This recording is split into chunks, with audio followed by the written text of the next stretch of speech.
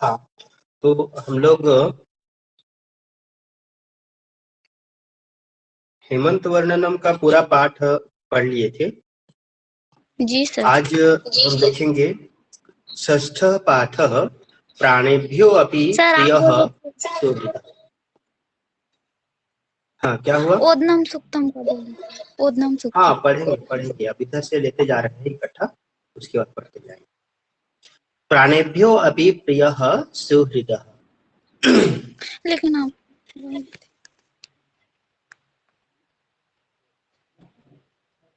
हम पढ़ा रहे हैं ना, जिसको भी पढ़ाना है। आपके बोलने से केवल नहीं होता है, ठीक है?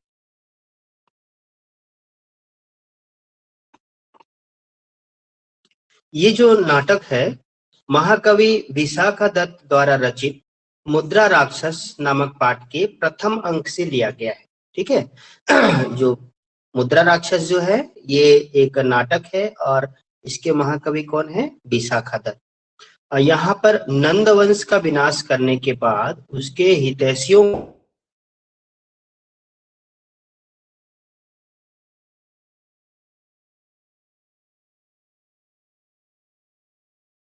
करता है, किंतु चाणक्य को अमात्य राक्षस के विषय में कोई सुराग न देता हुआ चंदन दास अपनी मित्रता पर कायम रहता है। उसके मैत्री भाव से प्रसन्न होता हुआ भी चाणक्य जब उसे राजदंड का भय दिखाता है तब चंदन दास राजदंड भोगने के लिए भी सहर्ष प्रस्तुत हो जाता है। इस प्रकार अपने सुहृद के लिए प्राणों का भी उत्सर्ग करने के लिए तत्पर चंदन दास अपनी सुहृद निष्ठा का एक ज्वलंत उदाहरण प्रस्तुत करता है। मतलब यह है कि चाणक्य जब नंद वंश का विनाश करने के लिए चंद्रगुप्त मौर्य के साथ मिलकर के अपनी सेना तैयार की और उसके बाद में नंद वंश का समूल नाश किया, लेकिन उनके हितैषी जो थे अमात्य राक्षस और उसके कुटुंबियों की जानकारी, अमात्य राक्षस किसके थे?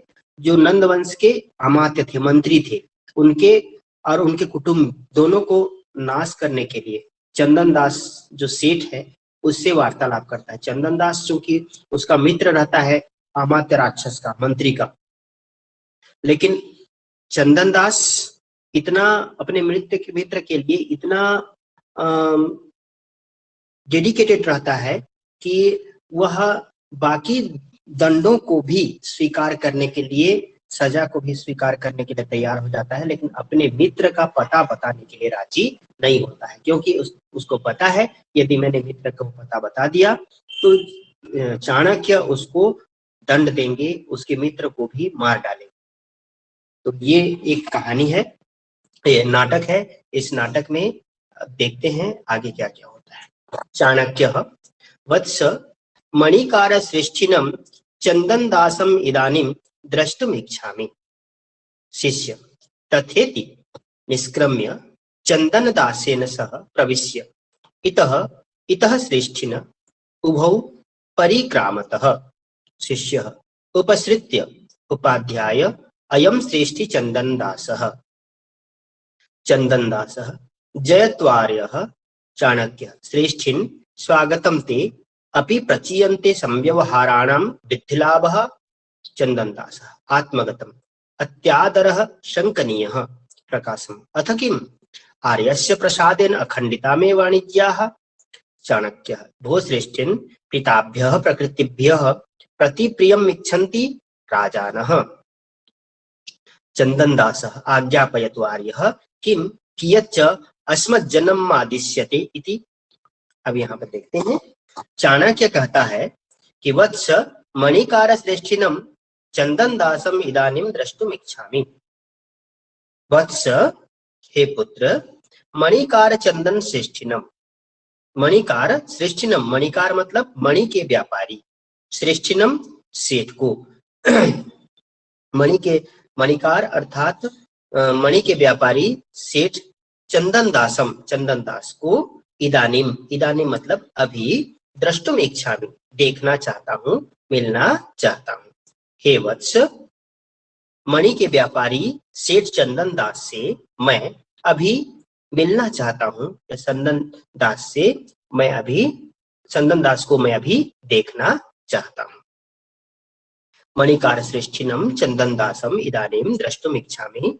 हे वत्स, मैं मणि के व्यापारी चंदन दास को मैं देखना चाहता हूँ, अब मैं देखना चाहता हूँ। शिष्य तथेति, यहाँ पर देखिए तथेति है, तथेति तथा, तथा धन इति, ठीक है, तथा धन इति, इसका आधन ई बराबर ए गुण स्वर संधि है। निष्क्रम्य, निष्क्रम्य निकल करके, निह धन क्रम धन ल्यप, निह धन क्रम धन ल्यप, निह धन क्रम धन ल्यप, निष्क्रम्य निकलकर, चंदन दासेन सह प्रविश्य, चंदन दासेन चंदन दास के साथ, प्रविश्य प्र उपसर्ग है, विस धातु है, धन ल्यप प्रत्यय है, ठीक है। निहि प्रविश्य का क्या होगा, प्र उपसर्ग, विस धातु और ल्यप प्रत्यय, प्रविश्य प्रवेश करके।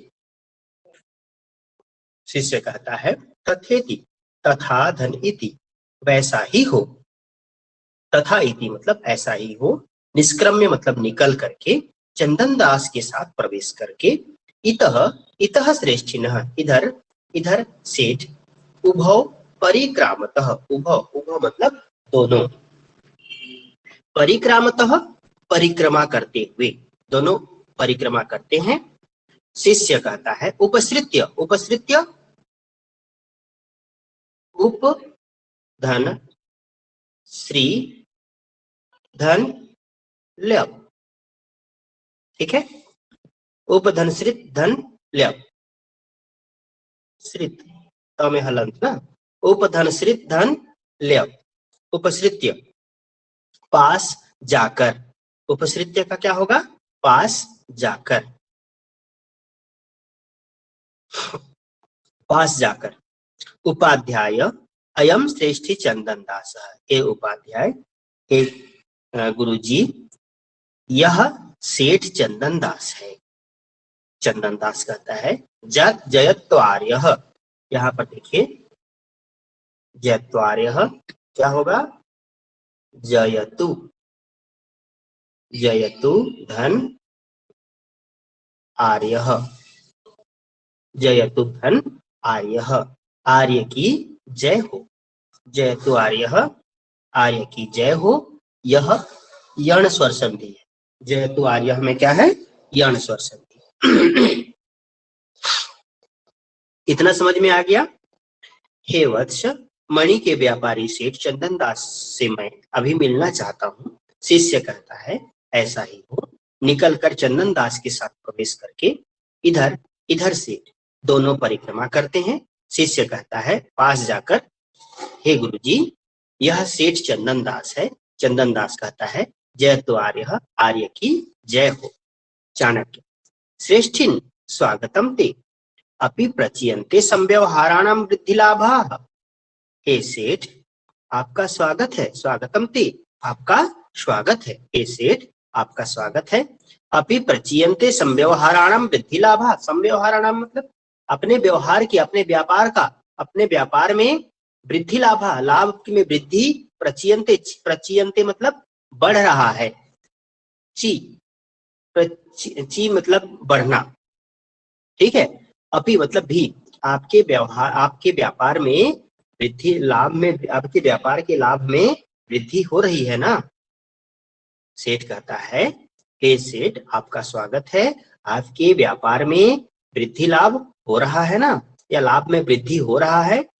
चंदन दास आत्मगतम अपने आप में मन ही मन बोलता है, अत्यादरः संकनीय, अत्यादरः, अत्यादरः अति, अति धन आदरः, अति धन आदरः, अति आदर, अति आदर संकनीय, शंका के योग्य है, संकनीय, शंका धन अनियर, यहाँ पर प्रत्यय है, ध्यान दीजिएगा, शंका धन अनियर, ठीक है, शंकाधन अनियर प्रत्यय।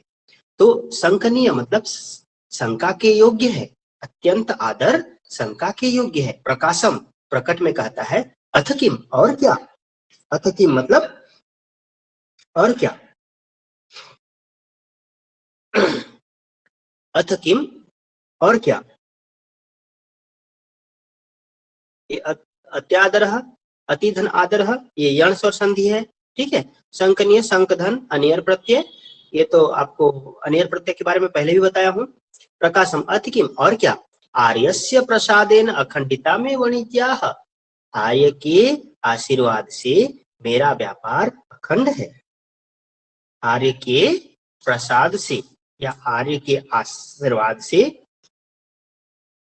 आर्य के आशीर्वाद से मेरा व्यापार अखंड है, मतलब बाधा रहित है, ठीक है, किसी प्रकार का कोई बाधा नहीं है। आर्य के आशीर्वाद से मेरा व्यापार अखंड है, बाधा रहित है। चाणक्य कहता है भूश्रेष्ठिन प्रीताभ्यः प्रकृतिभ्यः प्रतिप्रियम इच्छन्ति राजानः। क्या कहता है, भूश्रेष्ठिन, हे सेठ, प्रीताभ्यः, प्रीताभ्यः मतलब प्रीति, अर्थात प्रसन्न लोगों के प्रति, प्रीताभ्यः प्रसन्न लोगों के प्रति, प्रकृतिभ्यः प्रकृति मतलब प्रसन्न लोगों के प्रति जो उनका व्यवहार होता है स्वाभाविक रूप से, ठीक है, स्वाभाविक रूप से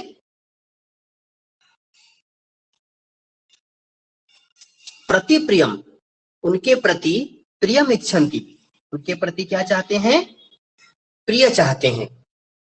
राजानः मतलब राजा, उनके प्रति राजा क्या चाहते हैं, मतलब जो प्रिय हैं।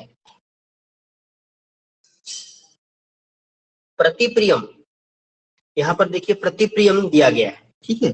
प्रतिप्रियम मतलब क्या होता है, प्रतिप्रियम मतलब होता है किसी के लिए कोई कार्य हम किया रहे, ठीक है, किसी के लिए कोई कार्य किया रहे और उसके बदले में उसी प्रकार के उनसे कार्यों की अपेक्षा की जाती है, मतलब ये समझ लीजिए कि उपकार के बदले में उपकार, ठीक है। तो कहता है कि हे सेठ, प्रीताभ्य मतलब प्रसन्न लोगों के प्रति स्वाभाविक रूप से, प्रसन्न लोगों के प्रति स्वाभाविक रूप से प्रति प्रियम इच्छन्ति राजानः, राजा जो है उपकार के बदले में उपकार चाहता है। जो प्रसन्न लोग हैं मतलब जिनके प्रति राजा प्रसन्न है, ऐसे लोगों के लिए उपकार के बदले उपकार चाहते हैं। कहने का मतलब ये है कि उस समय जो चंद्रगुप्त राजा जो थे वो नंदवंश के जितने भी चिर परिचित के थे या उनके हितैषी थे, ऐसे लोगों को दंड दे करके उनका नष्ट कर रहे थे, नाश कर रहे थे, ताकि नंदवंश का समूल नाश हो जाए। लेकिन जिन लोगों को वो बख्श रहे थे, जिन लोगों को बख्श रहे थे, छूट दे रहे थे कि नहीं हम तुमको नहीं मारेंगे, तो ऐसे लोगों से वो क्या चाह रहे थे, उनके प्रति उपकार कर रहे थे कि उनको कम से कम जीवन दान दे करके उनको उपकार कर रहे थे। ऐसे लोगों से वो चाहते थे कि नंदवंश के हितैषी कौन कौन थे, ऐसे लोगों को उनसे जानना चाह रहे थे। इसीलिए वह कहता है कि हे सेठ, प्रसन्न लोगों के प्रति स्वाभाविक रूप से उपकार के बदले में उपकार चाहते हैं। राजा प्रसन्न लोगों के प्रति स्वाभाविक रूप से उपकार के बदले में क्या चाहते हैं, उपकार चाहते हैं। मतलब हम आपको जीवन दान दे रहे हैं तो आप निश्चित हमें उसके बदले में कुछ दीजिए, उपकार कीजिए, या हमको गुप्त बातें जो है उनको बता करके हमारा साथ दीजिए, ये कहने का मतलब था।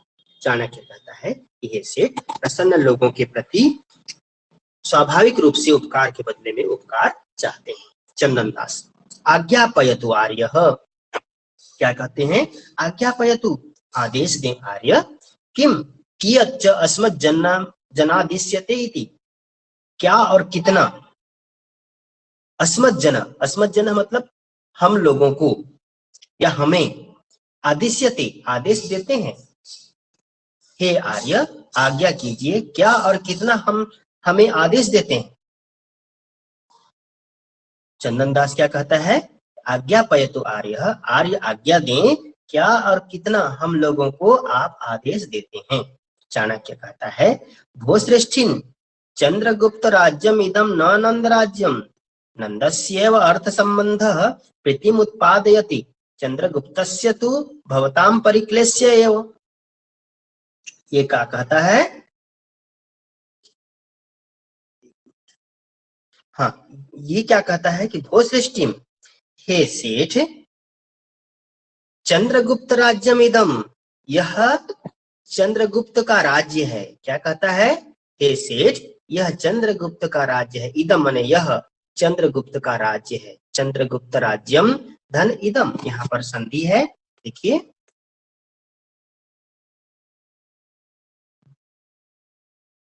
चंद्रगुप्तम, चंद्रगुप्त राज्यम धन इदम, ठीक है, यह चंद्रगुप्त का राज्य है।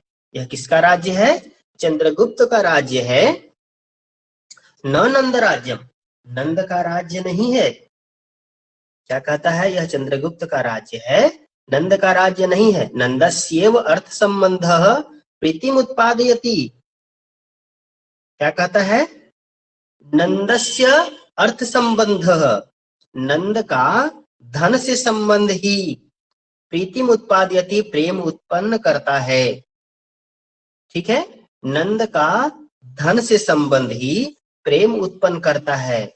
चंद्रगुप्तस्य तु भवताम परिक्लेश्य एव, परंतु चंद्रगुप्त का भवताम आपके परिक्लेश एव माने दुखों का अभाव, मतलब ये कहना चाहता है कि नंद का जो अर्थ संबंध, नंद के राज्य में सिर्फ धन ही काफी नहीं है, मतलब नंद के राज्य में सिर्फ धन ही काफी था, मतलब आपको अर्थ दे दिए, धन दे दिए तो उतने में पर्याप्त है, लेकिन ऐसा नहीं।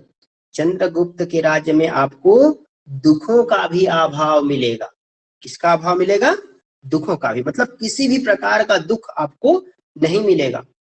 नंद के राज्य में सिर्फ आपको धन मिलता था ना, लेकिन चंद्रगुप्त के राज्य में समस्त प्रकार के दुखों का अभाव हो जाएगा, ये कहता है। कहता है, हे सेठ यह चंद्रगुप्त का राज्य है, नंद का राज्य नहीं। नंद के राज्य का अर्थ संबंध प्रेम को उत्पन्न करता है। नंद का अर्थ संबंध या नंद का धन से संबंध प्रेम उत्पन्न करता है, किंतु चंद्रगुप्त का आपके कष्टों का अभाव, चंद्रगुप्त का आपके कष्टों का अभाव, बस मतलब इसका मतलब यह है कि आपको किसी भी प्रकार का कष्ट नहीं होने दिया जाएगा। चंदन दास कहता है, सहर्षम हर्ष के साथ, आनंद के साथ, आर्य अनुगृहीतो अस्मि। क्या कहता है, हे आर्य मैं तो धन्य हो गया, अनुगृहित हुआ। हे आर्य मैं तो खुशी से कहता है, हे आर्य मैं तो धन्य हुआ, अनुगृहित हुआ। चंदन दास चाणक्य कहता है, भोश्रेष्ठिन सचापरिक्लेशः कथम आविर्भवति इति ननु भवता प्रष्टव्याः स्मः। कहता है, हे सेठ सचापि परिक्लेशम कथम आविर्भवति, ये कहता है कि और सच च माने और, परिक्लेश माने कष्ट, कथम आविर्भवति कैसे, अभाव कैसे होता है, इति ननुभवता प्रष्टव्याः स्मः, यह आप निश्चय ही पूछने के योग्य है। प्रष्टव्याः ये तव्यत प्रत्यय है, ठीक है। प्रक्ष धातु तव्यत प्रत्यय, यहाँ पर देखिए प्रक्ष धन तव्यत, प्रक्ष धातु तव्यत प्रत्यय, प्रष्टव्याः ये स्त्रीलिंग है, ठीक है। कौन सा लिंग है, स्त्रीलिंग। ननु, ननु मतलब निश्चय ही, यहाँ पर देखिए ननु, ननु मतलब निश्चय ही, ननु मतलब निश्चय ही। हे सेठ, और दुखों का अभाव कैसे होता है? हे सेठ, वह दुखों का अभाव कैसे होता है, यह निश्चय ही आपके पूछने के योग्य है। ननु भवता, भवता माने आपके, प्रष्टव्यास्म, पूछने के योग्य है। चंदन दास कहता है आज्ञापयतु आर्य, आज्ञा दीजिए आर्य। चाणक्य कहता है राजानी अवरुद्ध वृत्तिर्भव, राजनी अविरुद्ध वृत्तिर्भव। अविरुद्ध मतलब बिना विरोध के, राजा के विरोध रहित वृत्तिर्भव, स्वभाव वाला बनो, राजा के विरोध रहित स्वभाव वाला बनो। ठीक है, क्या कहता है चाणक्य? राजा के विरोध रहित स्वभाव वाला बनो, मतलब राजा का विरोध करना तुम्हारे लिए अच्छी बात नहीं है, राजा का विरोध करना तुम्हारे लिए अच्छी बात नहीं है, इसलिए कहता है कि राजा का विरोध रहित स्वभाव वाला बनो, मतलब विरोध मत करो। चंदन दास कहता है आर्य कह पुनर्धन्यो भाग्यो विरुद्ध इति आर्येण अवगम्यते। क्या कहता है? हे आर्य, कह पुनर्धन्यो, कौन फिर से अधन्य, राज्यो विरुद्ध इति, जो राधा का विरुद्ध है आर्य के द्वारा, आर्येण अवगम्यते, जो आर्य के द्वारा जाना जाता है। क्या कहता है? हे आर्य, कह पुनर्धन्यो, फिर से वह कौन अधन्य व्यक्ति है जो राजा का विरुद्ध है, इति आर्येण अवगम्यते, जो आर्य जानते हैं। ठीक है, आर्येण अवगम्यते, आर्येण धन अवगम्यते। यहाँ पर देखिए संधि है, क्या है? आर्येण धन अवगम्यते। अवगम्य में क्या है? अब उपसर्ग गम धातु ल्य प्रत्यय। अवगम्य में अव उपसर्ग गम धातु ल्य प्रत्यय। किसी का माइक ऑन हो गया है क्या? इंग्लिश क्लास चालू हो गया है। अच्छा, इंग्लिश क्लास चालू हो गया है। चलिए कोई बात नहीं, तो आप लोग दूसरे क्लास में जुड़िए। आज के लिए हम यहीं तक स्टॉप करते हैं, ठीक है? बाकी हम नेक्स्ट डे आप लोगों को आगे बताएंगे। चलिए।